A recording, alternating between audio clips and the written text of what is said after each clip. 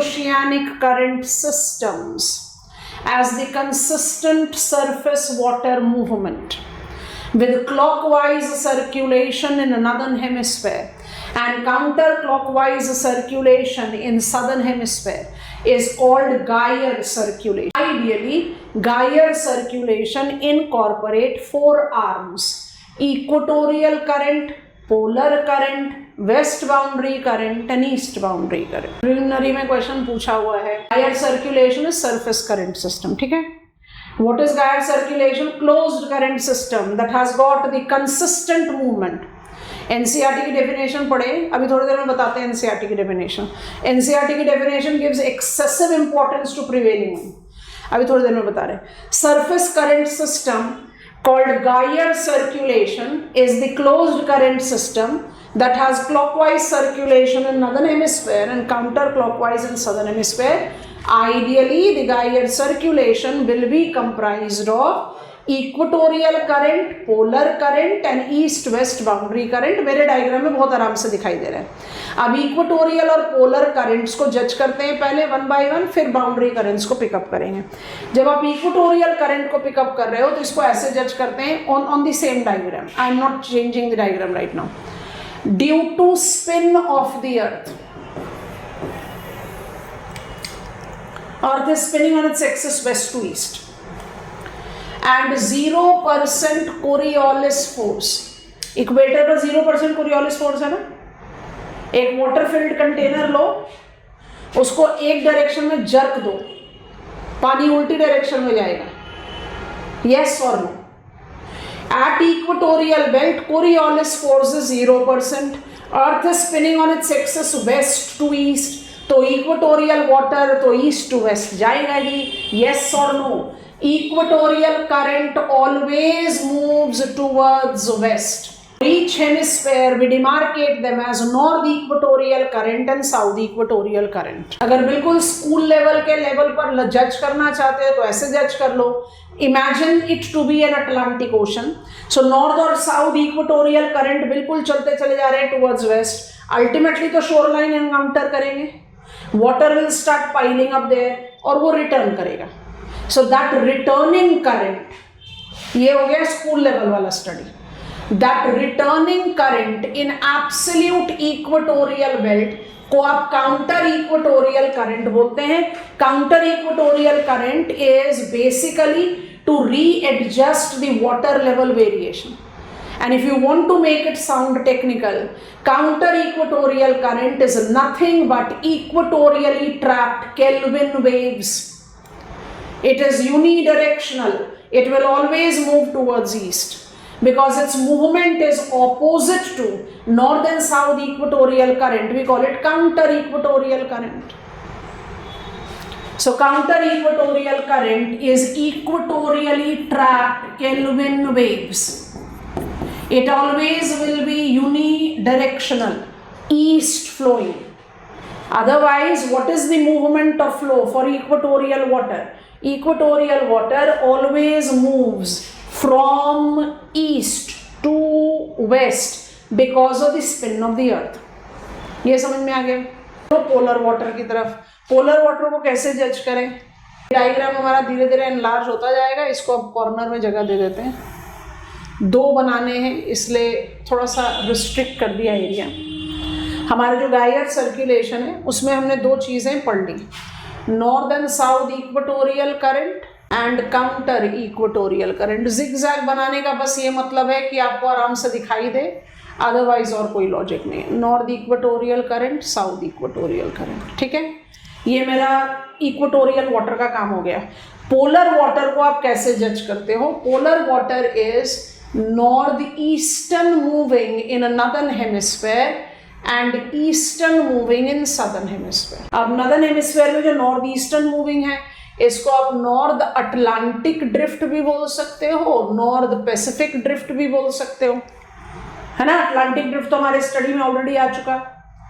और इसको क्या बोलते हैं? इसको बोलते हैं सरकम Antarctic drift, a west wind drift. Polar water always moves towards east.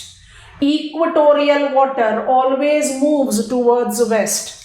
In northern hemisphere polar water move towards north east. ये दिखाई दे रहा है डायग्राम में, पर ये समझ में नहीं आ रहा कि ऐसा हो क्यों रहा है। तो ऐसा हो क्यों रहा है उसको जरा विजुअलाइज करो and please try and understand, you all are aware of it. West wind drift कह रहे हैं, इस डायग्राम को मैनिपुलेट नहीं कर रहे, एक दूसरा डायग्राम बना रहे हैं, फिर उसको रिमूव कर देंगे, नोटिस करना, ठीक है। 30 से 60 डिग्रीज पर कौन सी विंड बेल्ट होती है क्लास? जल्दी जल्दी बताओ क्विकली। 30 से 60 डिग्रीज में कौन सी विंड बेल्ट होती है? वेस्टर्लीज। वेस्टर्लीज नदर्न हेमिस्फीयर में कौन सी होती है? ठीक है, सदर्न हेमिस्फीयर में कौन सी होती है? South west westerlies of northern hemisphere, these are north west westerlies of southern hemisphere. समझ में आया कि नहीं? ये विंड की मूवमेंट है। अब विंड क्या कर रही है? As wind have adjusted itself to Coriolis force, pressure gradient force, and it has started moving, its movement is dragging the surface water. Remove कर देंगे इस डायग्राम, देखो इधर, northern hemisphere wind, southern hemisphere wind, resultant oceanic current, resultant oceanic current. कुछ समझ में आया क्या किया हमने? इसको आप कोरियोलिस इफेक्ट नहीं बोलेंगे क्योंकि आप ओशंस में डाल रहे हो, इसको नैन्सन इफेक्ट बोलते हैं। Norwegian scholar applied Coriolis adjustment of the polar current dragged by prevailing westerlies. Resultant oceanic current is always deflected to the right of the dragging wind in northern hemisphere and left in southern hemisphere. समझ आया कि नहीं? बन गया ना इस diagram में? अब रिमूव कर देंगे। This is my North Atlantic drift and this will be my circumantarctic drift. Yes or no? कौन सा इफेक्ट है ये? नैन्सन। नैन्सन इफेक्ट कुछ और नहीं है, कोरियोलिस इफेक्ट है, बट कोरियोलिस इफेक्ट हम अप्लाई करते हैं विंड के लिए, नैन्सन को हम अप्लाई करते हैं करंट के लिए। चलो, equatorial water moves towards west because of spin of the earth, polar water moves towards east because of Nansen effect. In southern hemisphere it is absolutely uninterrupted east movement because there is no shoreline barrier. In another hemisphere it becomes northeast because of shoreline barrier. बिल्कुल आराम से इस तरह से भी समझ सकते हैं। My north equatorial current have reached the shoreline. It will no longer be in the position of moving further. So taking the support of shoreline, it is moving towards north. As it moves towards north, it is transporting lower latitudinal water to higher latitude, developing dash west boundary current. As the increase in sign of latitude is applied, Coriolis effect with the Nansen effect makes it polar water. Yes or no? Reaching the shoreline, it marks up its movement towards south. As it moves towards south, it develops higher latitudinal water transmitted to lower latitude, which results in development of east boundary current. East boundary current and west boundary current are temperature defined as what is the water that they are advecting. West boundary current advects warmer water, thus is warm oceanic current, and east boundary advects colder water, thus is cold oceanic.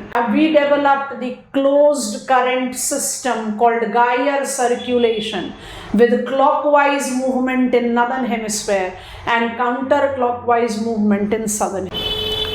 Relativity देना है, इसलिए थोड़ा सा size factor को consider करेंगे, इसको थोड़ा और बड़ा साइज दे सकते हैं। Atlantic ocean, Indian ocean, Pacific ocean. पहले बताओ अलाइनमेंट समझ में आ गया क्या बनाया? अच्छा, इंडियन इक्वेटर मार्क किया हुआ है 0 डिग्रीज। इंडियन ओशन सबसे छोटा ओशियानिक बेसिन है और यहाँ पर्पसफुली इंडिया का प्रोजेक्टिंग पेनिनसुला को ऐड कर देते हैं क्योंकि हमें नदर्न इंडियन ओशन बेसिन में गायर सर्कुलेशन मिलता नहीं है। हमें गायर सर्कुलेशन क्या मिलता है? अभी मदद करो जल्दी से, बेस डायग्राम को इस पर अप्लाई करते हैं। I have gyre circulation in 5 oceanic basins, ठीक है, चलो मदद करो। What is common? North equatorial current, south equatorial current, north equatorial current, south equatorial current, north equatorial current, south equatorial current, circum Antarctic drift. I hope all of you are agreeing to this, yes. अच्छा, polar winds northern hemisphere में कैसे जाएंगी? North Atlantic drift to Norwegian current and here it is north Pacific drift. तो इनको label कर देते हैं, फिर आगे बढ़ते हैं। This is north equatorial and south equatorial current, North Atlantic drift and Norwegian current, north Pacific drift. This is circum Antarctic drift. ऐसे थ्रो अवे मार्क्स क्वेश्चन आते हैं प्रिलिमिनरी में कि अगर आपने इस डायग्राम का लॉजिक रैशनल पिकअप कर लिया है, कुछ नाम है जो बड़े टिपिकल है, अदरवाइज मैक्सिमम नाम तो एकदम आराम से याद हो गए, कोई प्रॉब्लम ही नहीं आती।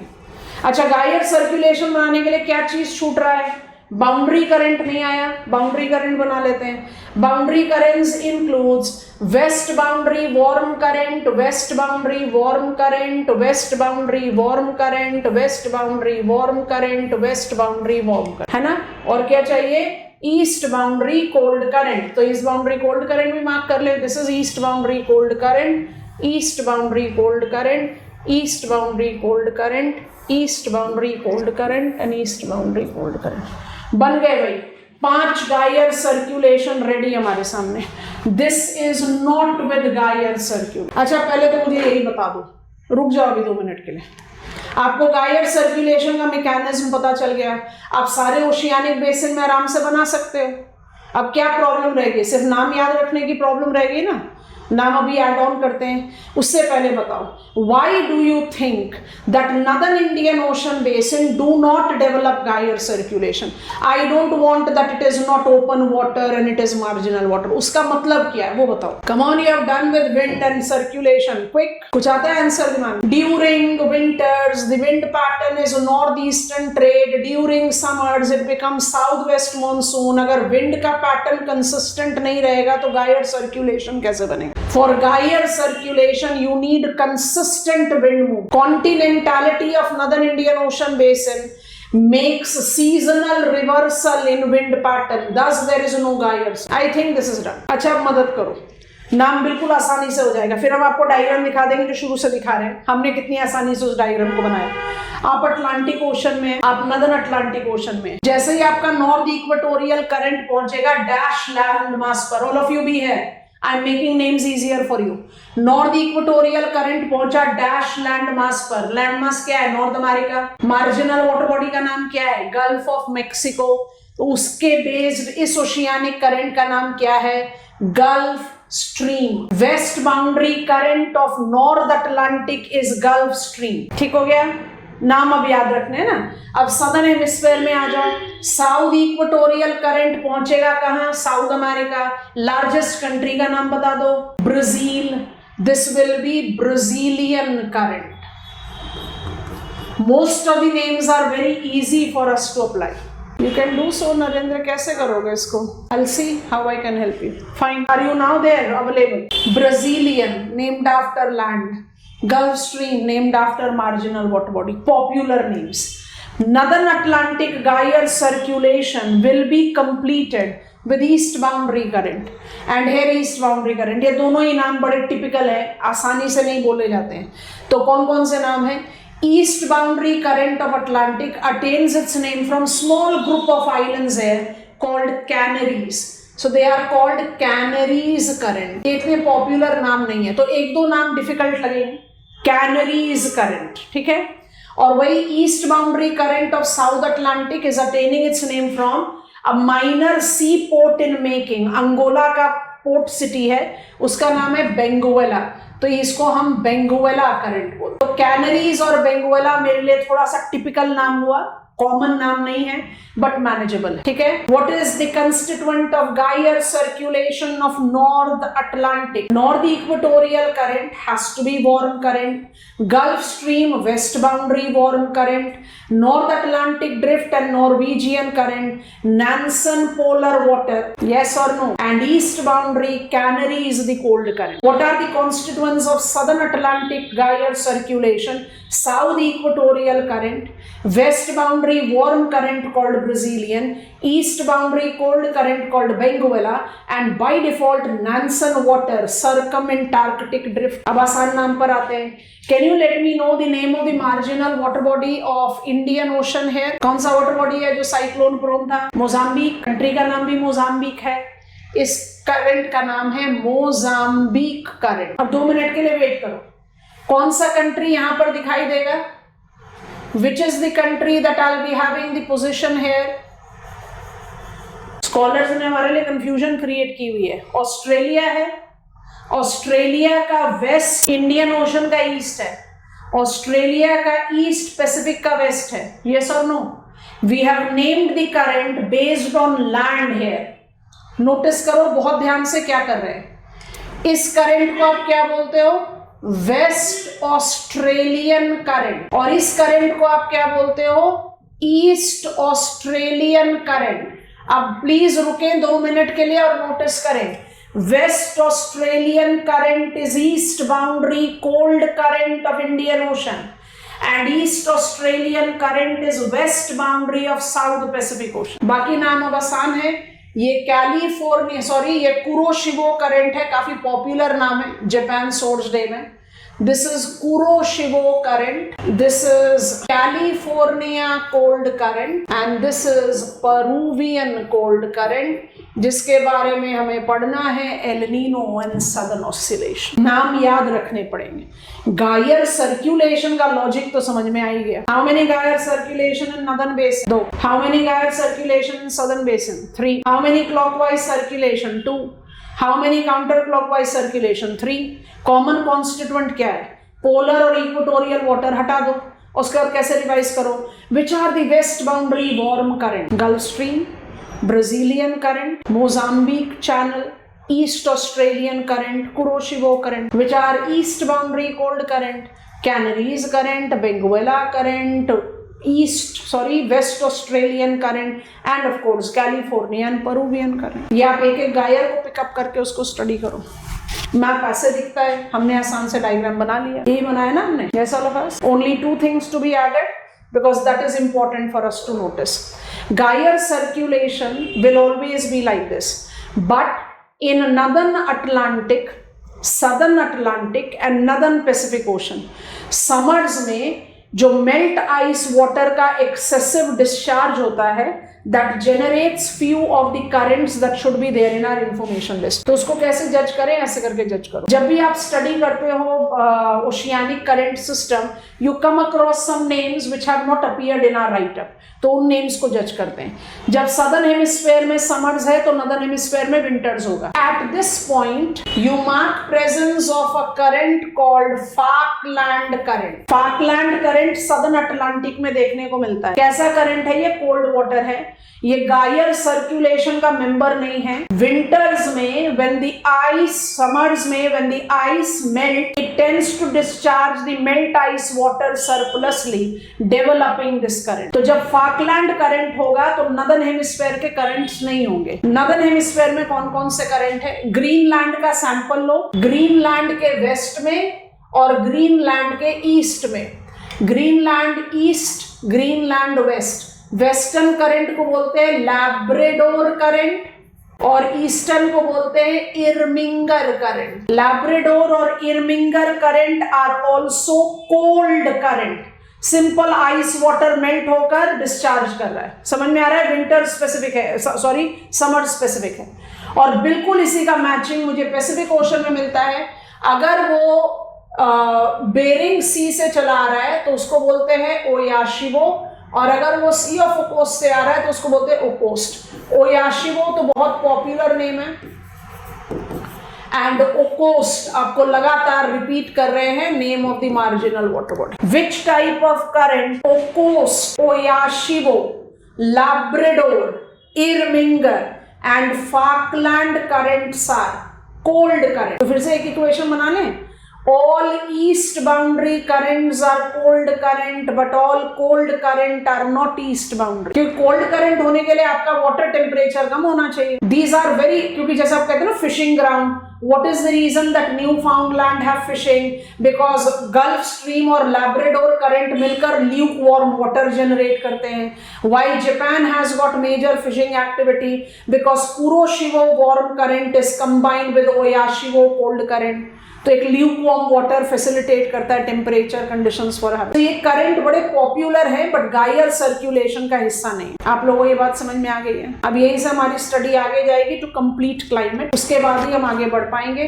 Dipole and El Nino southern oscillation जज करना है ना. हमारा डायग्राम थोड़ा ज्यादा डिपिक्टिव है तो I am going back to my diagram और बहुत ध्यान से सुनना. इस पर क्लोज डाउन कर रहे हैं. पेरुवियन करंट कहां पर है? Southern Pacific. Peruvian current is also popularly called Humboldt current. Peruvian current is just any other. Peruvian current is just any other east boundary current. Agreed? Every Gaia circulation has east boundary current. Peruvian is one such example. Simple सा logic है.